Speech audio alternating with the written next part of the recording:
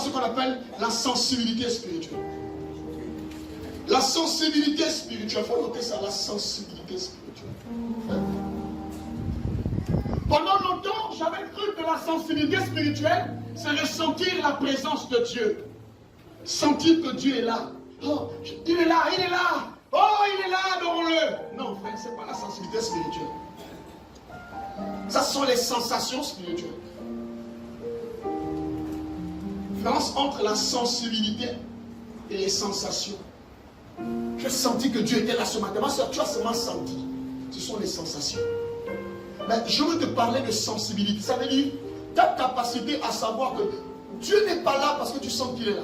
Dieu est toujours là parce qu'il est. Tu ne m'as pas compris. Que je le sente, que je ne le sente pas, Dieu est là. Que je le vois, que je ne le vois pas, Dieu est là. Que j'entende le bruit quelque part, que je n'entends pas, je sais que Dieu est là. Ce n'est pas de ce dont je parle. Je parle de la capacité de savoir que Dieu est là, mais qu'est-ce que je dois faire pour que sa présence se manifeste? Parce que si Dieu est partout, Dieu ne se manifeste pas partout. Oh, tu ne m'as pas compris. Il y a ce qu'on appelle en théologie la présence neutre. Dieu est là. Dieu est dans le boutique. Quand les gens dansent le boutique, Dieu est là-bas. Quand on tue les enfants, les crimes rituels, Dieu est là. Quand on fait du mal aux gens, Dieu est là. Quand tu pêches, Dieu est là. Dieu est partout. Sauf que c'est une présence neutre. Maintenant, comment faire en sorte que nous passions de la présence neutre à la présence active? Voici le point que nous avons. C'est là où nous tous, on n'arrive pas à agir. Frère, ce n'est pas les morceaux de prière que tu fais avant de dormir. Ça là, ça ne peut pas déclencher la manifestation de la visitation de Dieu. Le prière, oh Seigneur, tu sais que je t'aime. Merci pour la journée. Ça a été une bonne journée. Je te rends grâce. Frère, ça là, ça ne peut pas créer, ça ne peut pas développer la manifestation de la présence de Dieu activement. Si Dieu est présent, il faut qu'à un moment donné, tu dis, Seigneur, je veux te voir. Mais comment faire en sorte que Dieu agisse là où il est neutre? C'est la question là. Et c'est là où la sensibilité spirituelle intervient. Ça veut dire que Dieu ne se manifeste pas seulement parce qu'il veut. Dieu se manifeste aussi parce que j'ai provoqué sa manifestation. Moïse a vu les 10 plaies. C'était bien. Mais il en avait marre. Il a vu 10 plaies. Et puis quoi?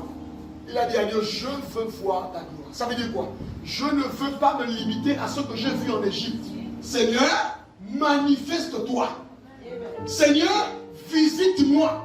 Dieu a donc dit, comme tu veux que je te visite, alors je vais te donner comment je veux me visiter. Ça veut dire quoi? Si vous n'aspirez pas à voir Dieu beaucoup plus grand que ce que vous voyez, Dieu va rester au niveau là. En fait, ce n'est pas que Dieu est petit, c'est vous qui êtes petit. Être sensible, c'est savoir provoquer la présence de Dieu. C'est savoir, parce que retenir la présence de Dieu. Parce que, permettez-moi de vous le lire, un jour, un homme qu'on appelle Jacob a lutté avec Dieu. La Bible dit que depuis la nuit, il a commencé à lutter jusqu'au matin. L'ange a dit, laisse-moi partir. Il a dit à l'ange, tu ne pars pas d'ici si tu ne me bénis pas. Mon frère, et la Bible dit que Jacob a lutté avec Dieu et il est sorti vainqueur. Il y a un moment donné dans la vie, là où on doit te dire, Dieu, tu dis, Seigneur, soit c'est la mort, soit tu me donnes. Seigneur, la pauvreté là c'est grave. Soit, Seigneur, c'est la mort, soit tu me donnes. Vous faites des prières des parvis. Nous te rendons grâce. Merci pour le bonheur et la grâce. Ma soeur, tu auras le sachet de riz. Il n'y a pas de souci. Tu auras la bouteille d'huile. Il n'y a pas de souci. Mais voir Dieu dans une autre dimension, ce n'est pas évident. Pourquoi? Parce que ce que tu cherches, tu trouves. On ne peut plus continuer à vivre pour que Dieu nous paye le taxi. Pour que Dieu nous donne l'argent, pour que Dieu nous trouve le dossier, pose le dossier, pour que Dieu nous travaille quelque part. Non, c'est trop petit. Est-ce que je te parle ce matin? Jacob a lutté avec Dieu, il dit, je ne te laisse pas. Frère, je ne sais pas si tu as déjà lutté avec Dieu dans la prière. Est-ce que tu as déjà prié au point que tu n'as plus de mots? Tu as déjà prié au point que le français est fini. Tu n'as plus de mots, mais tu as envie de sortir en vie. Je ne sais pas ce qui se passe, il n'y a plus de mots. Quand Dieu voit ça, il dit, voilà quelqu'un qui me cherche, tu veux quoi? Mais quand tu fais les prières, tu as fini de te laver le matin, Seigneur, accompagne-moi. Tu montes dans ta voiture, accompagne-moi, Seigneur, merci pour la sécurité divine. D'accord. Tu auras cette sécurité. Genèse. On va ouvrir Genèse 18. On va lire quelque chose. 18, 1 à 14. Genèse 18, 1 à 14. Sensibilité spirituelle, ouais. L'Éternel lui apparut parmi les chênes de Mamré, comme il était assis à l'entrée de sa tente pendant la chaleur du jour. Il leva les yeux et regarda, et voici 3 hommes étaient debout près de lui. Quand il les vit, il courut au-devant d'eux, et depuis l'entrée de sa tente, et se prosterna en terre. Et il dit, Seigneur, si j'ai trouvé grâce à tes yeux, ne passe point, je te prie, loin de ton serviteur. Permettez qu'on apporte un peu d'eau pour vous laver les pieds, et reposez-vous sous cet arbre. Verset 5. J'irai prendre un morceau de pain pour fortifier votre cœur, après quoi vous continuerez votre route, car c'est pour cela que vous passez près de votre serviteur. Ils répondirent, fais comme tu l'as dit. Verset 6. Abraham alla promptement dans sa tente vers Sarah, et il dit, vite, 3 mesures de fleurs de farine, pétris et fait des gâteaux. Et Abraham courut à son troupeau, prit un veau tendre et bon, et le donna à un serviteur qui se hâta de l'apprêter. Verset 8. Il prit encore de la crème et du lait, avec le veau qu'on avait apprêté, et il les mit devant eux. Il se tint lui-même à leur côté, sous l'arbre, et ils mangèrent. Après, ils lui dirent, où est Sarah, ta femme? Où est Sarah? Il répondit, elle est là, dans la tente. Verset 10. L'un d'entre eux dit, je reviendrai vers toi à cette même époque. Et voici, Sarah, ta femme, aura un fils. Sarah écoutait à l'entrée de la tente qui était derrière lui. Au verset 11, Abraham et Sarah étaient vieux, avancés en âge, et Sarah ne pouvait plus espérer avoir des enfants. Verset 12, elle rit en elle-même en disant, maintenant que je suis vieille, aurais-je encore des désirs? Mon Seigneur aussi est vieux. L'Éternel dit à Abraham, pourquoi donc Sarah a-t-elle ri en disant, est-ce que vraiment j'aurai un enfant, moi qui suis vieille? Tu peux t'arrêter par là. Amen. Amen. Quand vous lisez le chapitre 17, Dieu se révèle à Abraham. Il dit, je suis El Shaddai, le Dieu Tout-Puissant. En fait, nous on lit ça, on ne comprend pas ce que ça veut dire. Abraham est là, et puis Dieu se révèle à lui. Il dit, je suis El Shaddai. Ça veut dire qu'en réalité, Dieu vient pour rassurer Abraham, parce que Abraham, El Shaddai veut dire Dieu Tout-Puissant. Ça veut dire celui qui peut te donner au-delà de ce que tu peux penser ou imaginer.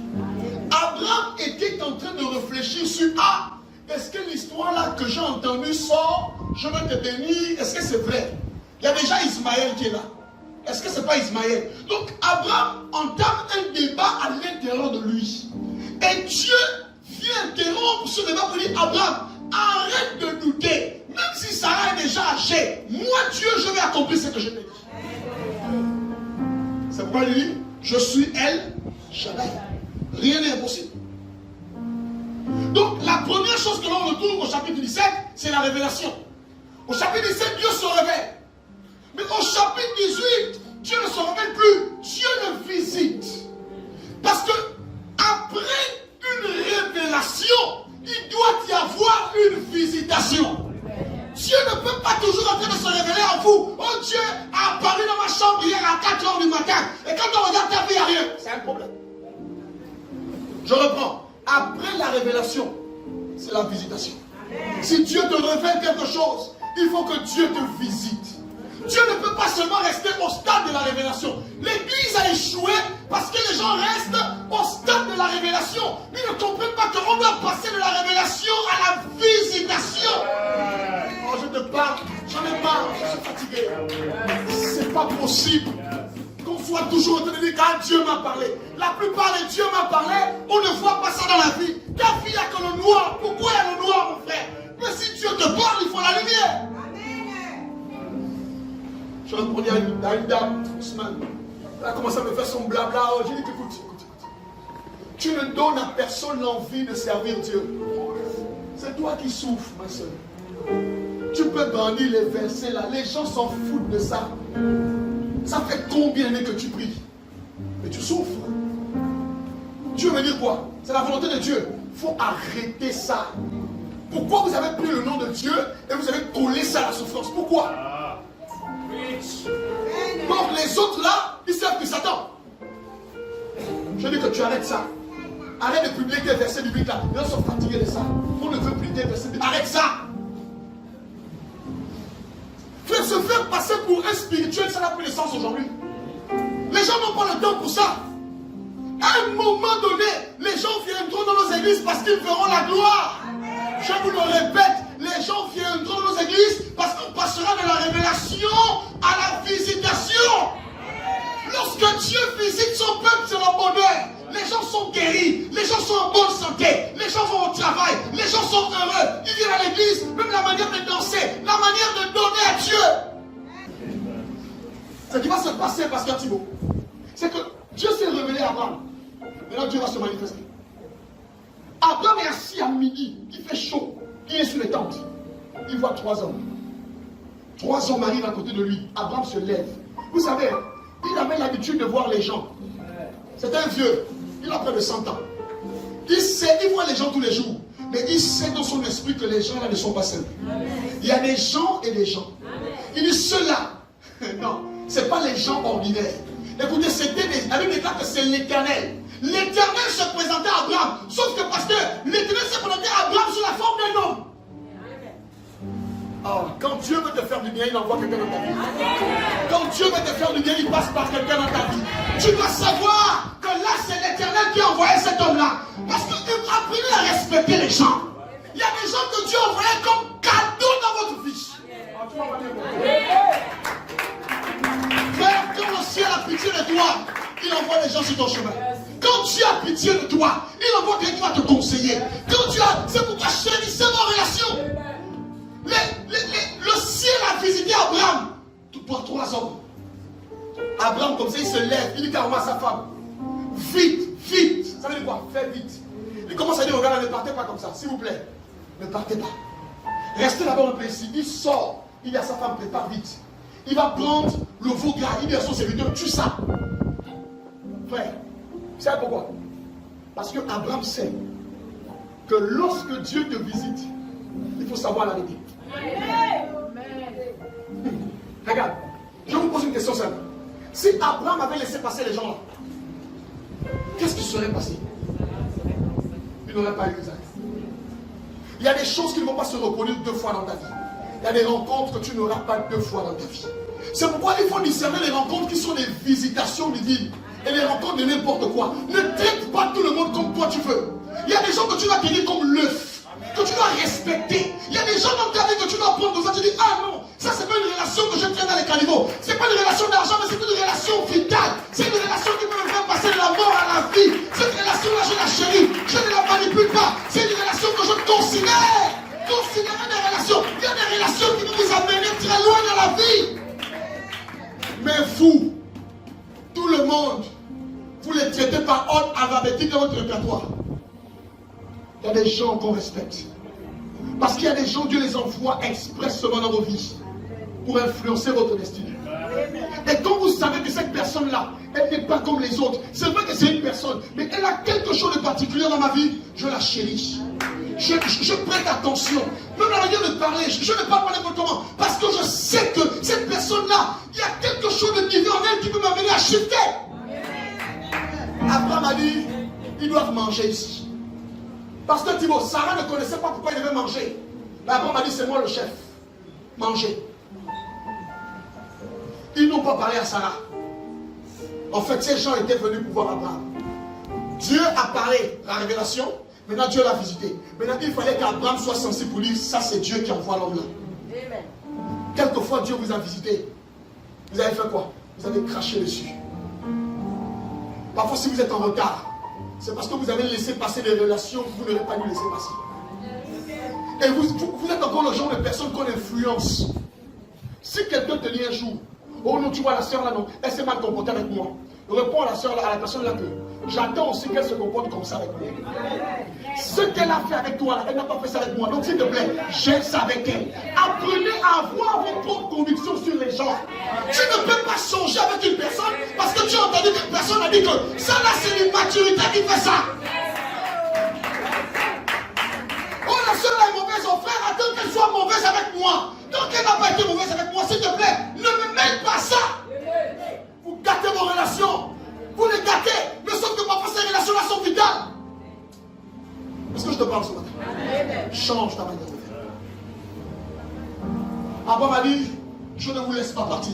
Mais la Bible dit qu'après avoir mangé, dites-moi après manger. Dites-moi après manger. Vous savez, il y a des choses qu'on dit souvent quand le ventre est plein. L'Éternel a souvent fait comme ça. Là, on peut parler. Abraham s'arrête. Oh, s'arrête dans la cuisine. Ce que tu avais reçu en esprit, la révélation que tu avais reçue en esprit, là, nous-mêmes, on est venus te dire ça. Regarde. Là, c'est plus trop long, je te bénirai. Parce qu'avant, c'était un futur compliqué. Là, maintenant, c'est un futur certain. L'année prochaine, à la même période, je vais revenir ici. Et ta femme sera enceinte. C'est là, en fait, où Isaac est né spirituellement. Avant, ce n'était qu'une révélation. Mais c'est là que Isaac est venu rentrer spirituellement. Dans le plan de Dieu pour Abraham et sa femme. Bien-aimé dans le Seigneur.